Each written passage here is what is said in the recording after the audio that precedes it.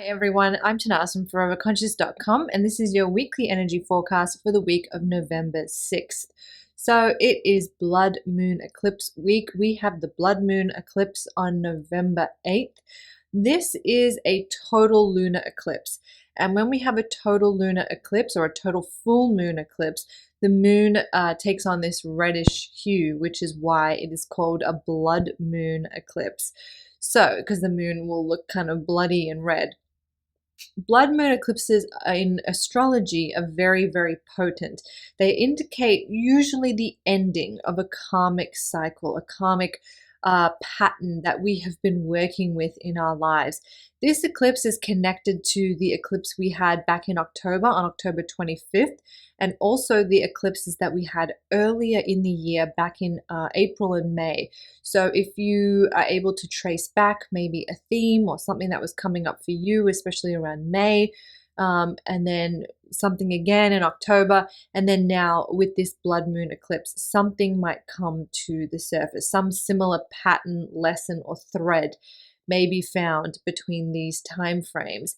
This eclipse, like I said, carries the energy of endings, usually something completing, something wrapping up, something coming to a head. Although in some cases, eclipses can also open doors. Because this is a full moon lunar eclipse, though, I still feel, even though there could be doors opening, that something has to clear for that door to open. So maybe the door opening is something that happens a little bit later. It does seem like this eclipse is getting us ready for something new, and it does carry that vibration. But first, we have to clear some space. Something has to be released. We have to let go of something.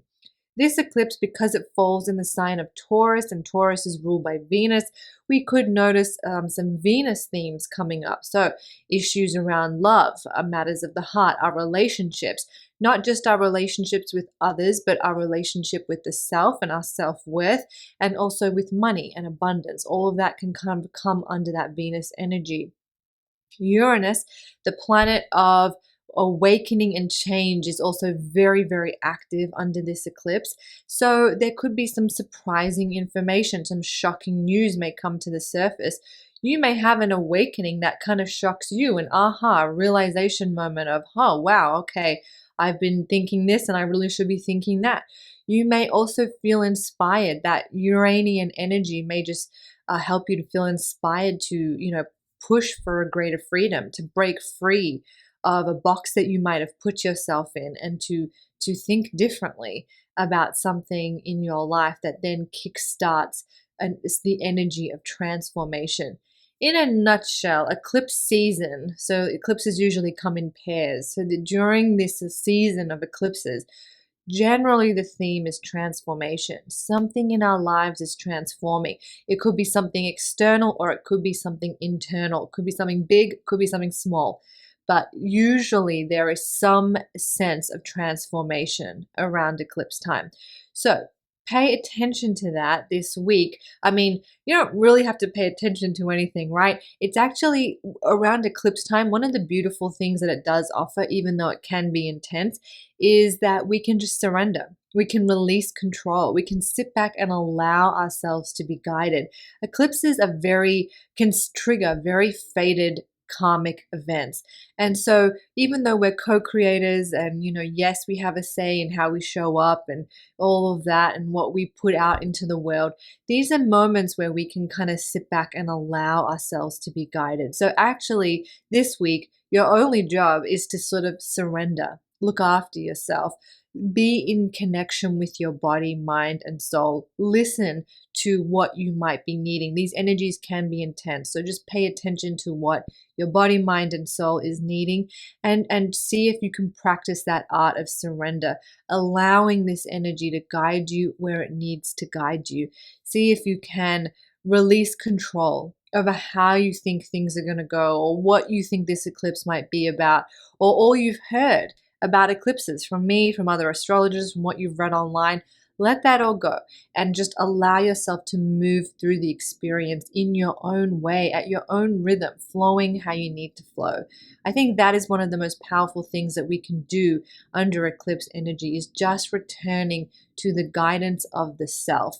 We can look to the cosmic skies for guidance, absolutely. But this is one of those times where if we're really connected and tuning in with ourselves, we're going to find that way more beneficial than trying to grasp for things and understand things on an astrological level, cosmic level, whatever level.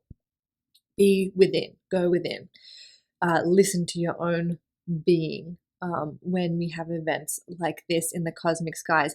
So that is going to dominate the airways. The cosmic airways will be dominated by this eclipse energy. So, that will be our focus for the week. You can think of a blood moon eclipse like 100 full moons. It is very strong. So just like on a full moon, you want to stay hydrated, protect your energy. You might be feeling a little sensitive or more emotional. Full moons have a way of drawing things out of us. So if you imagine that, this eclipse can draw 100 times more things out of us.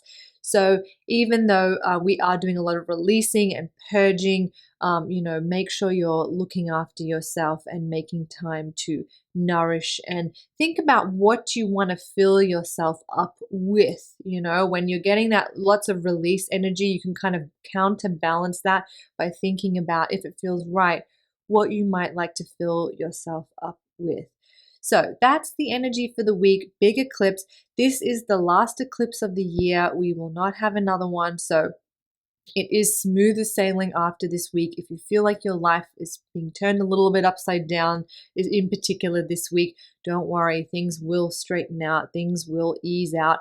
And I think it's always worthwhile remembering, and I've probably said this before, but eclipses always put us where we need to be. Maybe not where we want to be, but where we need to be for our highest growth, for the highest growth and evolution of our soul. So no matter where you land, try to keep that in mind, that where you are is where you need to be. It's been marked there for you to navigate the rest of your journey on this life on earth, this soul journey of lessons of growth.